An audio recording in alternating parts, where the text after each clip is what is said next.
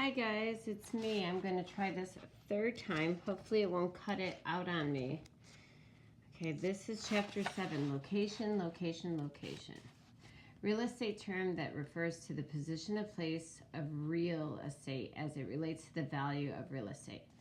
That kind of means like this house in Kalamazoo is a lot cheaper than if it was the same exact house in Chicago, because a lot of people live in Chicago and want houses in Chicago. So this house in Chicago, in Kalamazoo, would be way more money.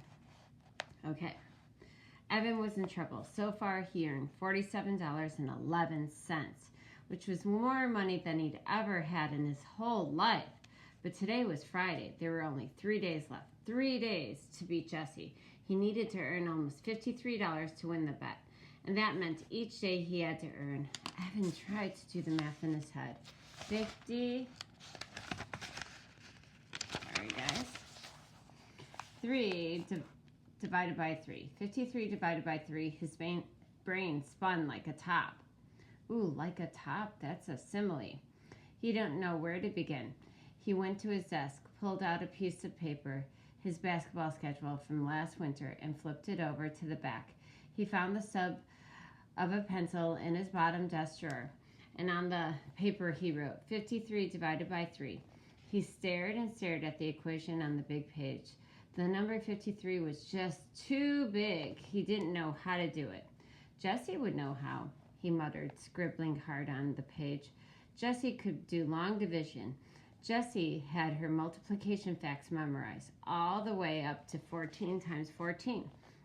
Jesse could look at a problem like this and just do it in his head. Snap!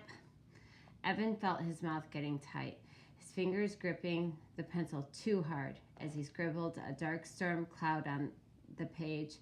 His math papers from school were always covered with X's. Nobody else got as many X's as he did. Nobody. Draw a picture, Mrs. DeFazio's voice floated in his head.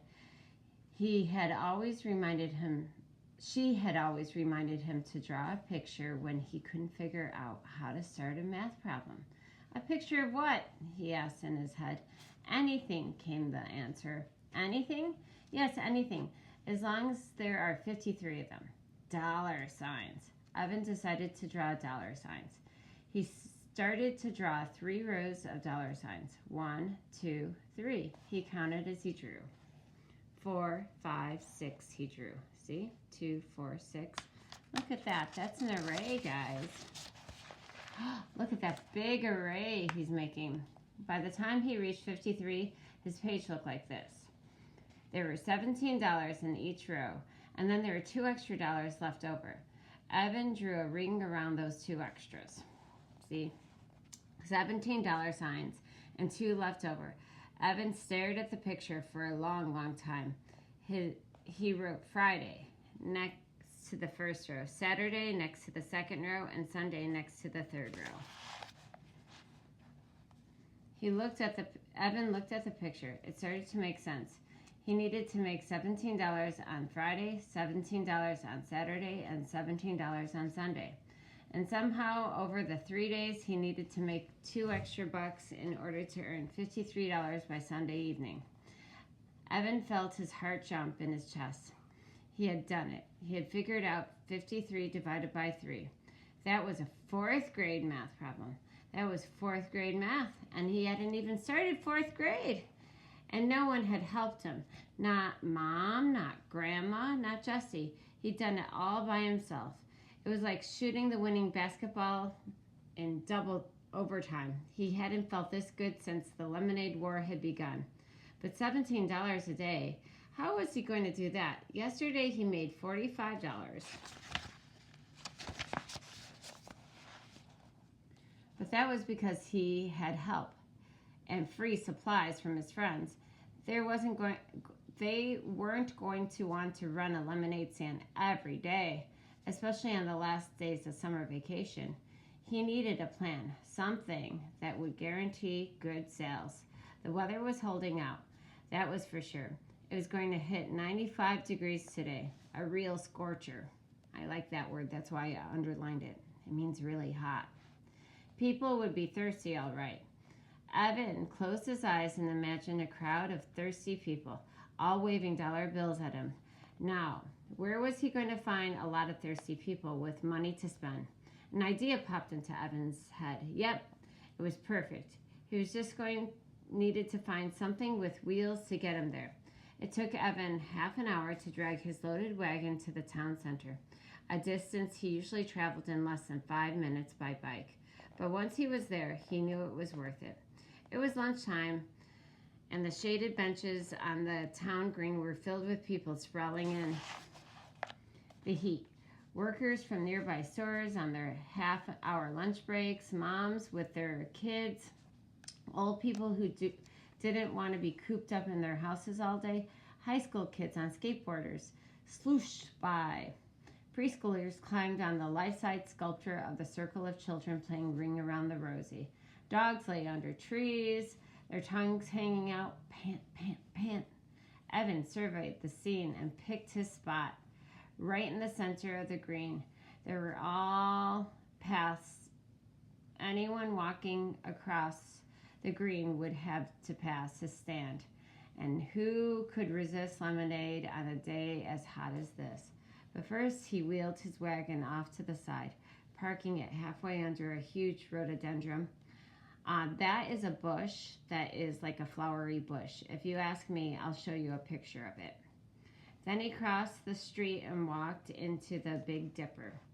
The frozen air felt good on his skin. It was like getting dunked in a vat of just melted ice cream. And the smells, a mix of vanilla, chocolate, coconut, caramel, and bubblegum. He looked at the tubs of ice cream all in a row, carefully protected by glass pane. The money in his pocket tingled. He had plenty left over after buying 5 cans of lemonade mix with his earnings from yesterday. What would it hurt to buy just 1 cone, or a milkshake, or maybe both? "Can I help you?" asked the woman behind the counter. Yeah, said Evan. He stuck his hand in his pocket and felt all the money. Bills and coins ruffled between his fingers. Money was meant to be spent. Why not spend a little? Yeah. Evan could just imagine how good the ice cream would feel sliding down his hot throat. Creamy, sweet, like cold deliciousness. He left his mind float and gazed at the swirly buckets of ice cream. The sound of laughter brought him back to the earth in a hurry. He looked around. It was just some girls he didn't know at the water fountain, but it had sounded like Megan Moriarty. "Can you please tell me how much a glass of lemonade costs?" $3, said the woman. "Really?" said Evan. "That much? How's the big cup?" The woman pulled a plastic cup off the stack and held it up. It wasn't much bigger than the 8-ounce cups Evan had in his wagon. "Wow, $3. That's a lot," said Evan. "Hey," said the woman, pointing to the ice cream case. "I'm allowed to give a taste for free." "Really?" said Evan. "Then, could I taste the strawberry slam?" The woman handed him a tiny plastic spoon with 3 licks worth of pink ice cream on it. Evan swallowed it all at one gulp.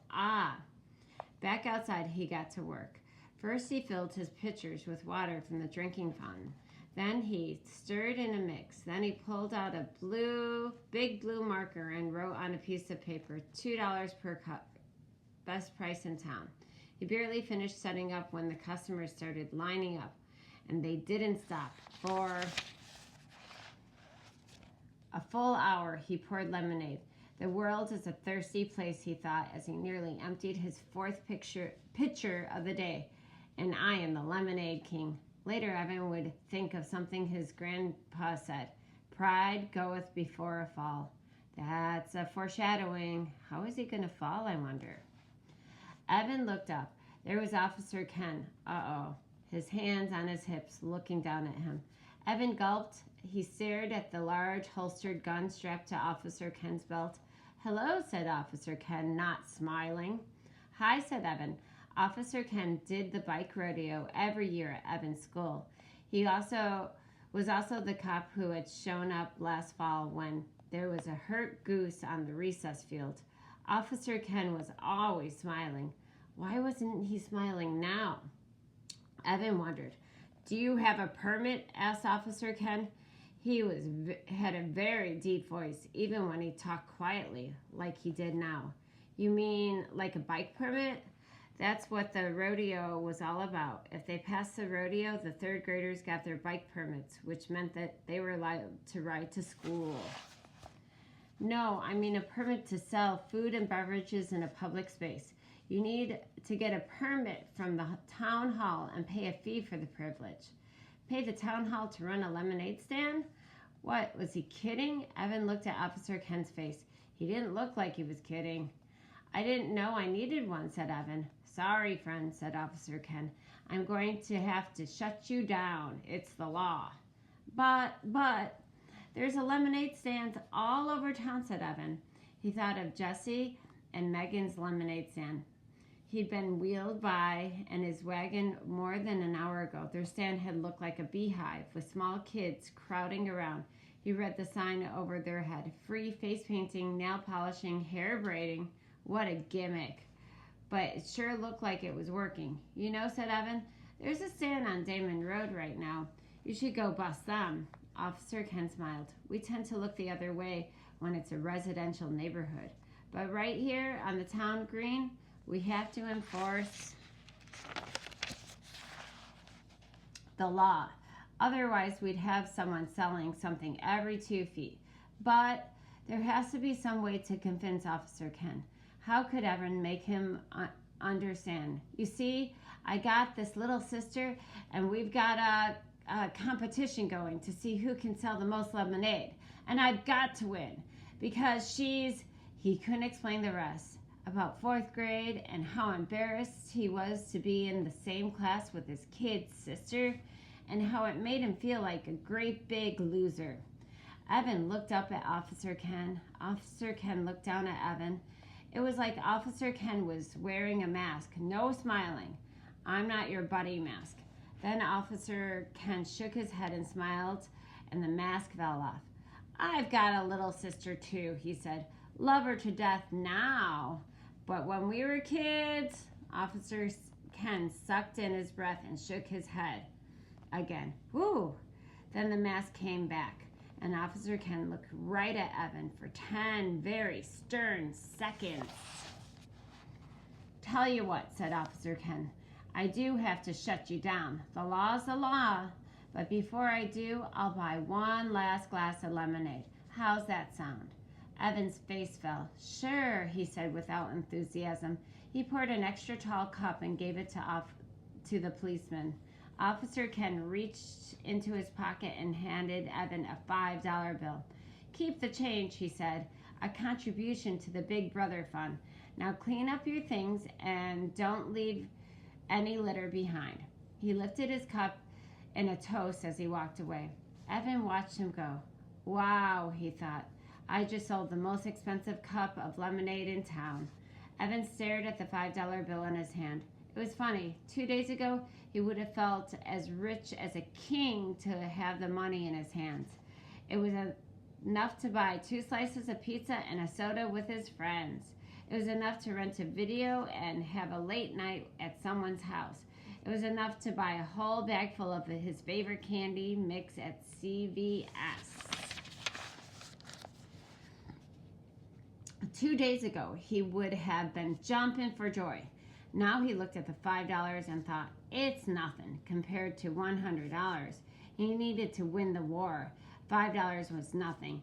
He felt somehow that he'd been robbed of something, that maybe the happiness he should have been feeling. He loaded everything from his stand into the wagon, making sure he didn't leave a scrap of litter behind. He still had a glass full of lemonade left in one pitcher, not to mention another whole pitcher already mixed up and unsold. So he poured himself a full cup. Then before beginning the long, hot haul back to his house, he found an empty spot on the shaded bench and pulled his earnings out of his pocket. He counted once. He counted twice, very slowly. He had made $65. The cups and lemonade mix had cost $9. When he added in his earnings from Wednesday and Thursday, he had $103.11. Now that's enough, he thought. Oh, wow. Pretty exciting now. Looks like he might have won. Okay, we'll be reading chapter 8 later. This is Going Global.